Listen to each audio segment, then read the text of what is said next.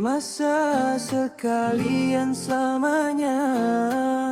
Sesungguhnya manusia dalam kerugian, kecuali mereka beriman soleh sebaiknya, berpesan dengan kesabaran.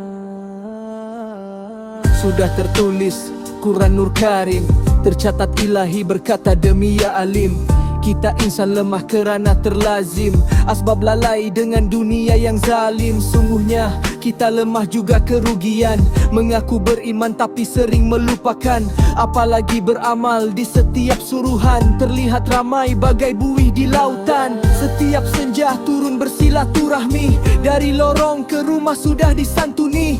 Usahanya nubuah harus diikuti, untuk umat disukai oleh sang ilahi. Usaha atas iman, usaha semua, di jalan ini ramai berakhir gembira. Diuji pedih sedih sakit ada hikmahnya, hanya dapat dirasa dengan iman yakinnya.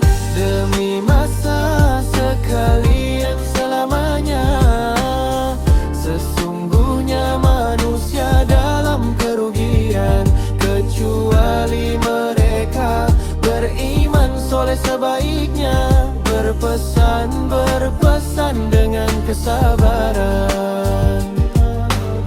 Mukjizat ma'rifatullah itulah sifatnya, nusratullah hadir bila ada pengorbanannya. Asbab mujahadah naik jazbah imannya, aturan kekal tiada perubahan sebaiknya.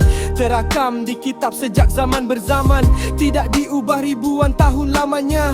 Terkesan dengan transformasi mana mungkinnya, terbaik jagaan sejagat setiap umatnya. Paling terkenal di muka dunia hingga terkini, tiada tarikh luput tidak juga perlu dikemas kini. Sirahnya paling konsisten di setiap dokumentasi, tiada keraguan yang teradaptasi dari dimensi yang hanya ada peringatan yang harus diadaptasi. Diwarisi terpalit dengan sejarah kontroversi, namun dipatahkan oleh kuasa ilahi. Rasul junjungan kasihnya tiada ganti. Demi masa sekalian selamanya, sesungguhnya manusia dalam kerugian, kecuali mereka beriman soleh sebaiknya, berpesan dengan kesabaran.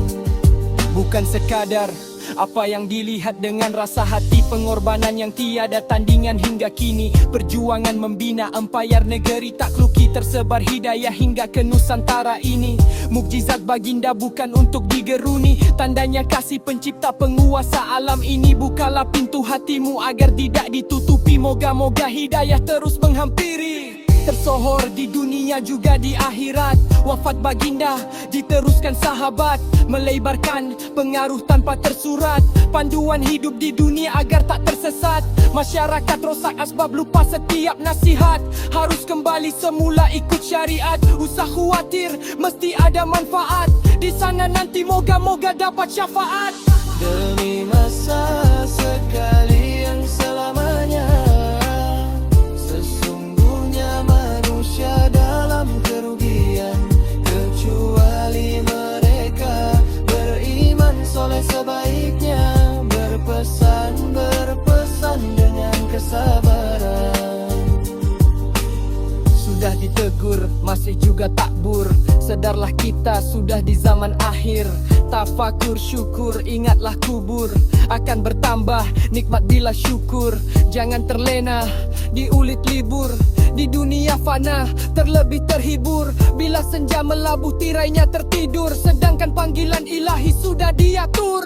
Hanya gembita bila di hujung likur, puisi ini hanya nasihat jangan kabur. Mungkin ini juga pesanan yang terkukur, andai terasa harap difikir diakur. Kembalilah kepada fitrah yang terukir, cintalah akhirat sebagai benteng terakhir. Tiada yang kekal hanyalah kasih yang paling luhur. Sekian sahaja nukilanku yang fakir.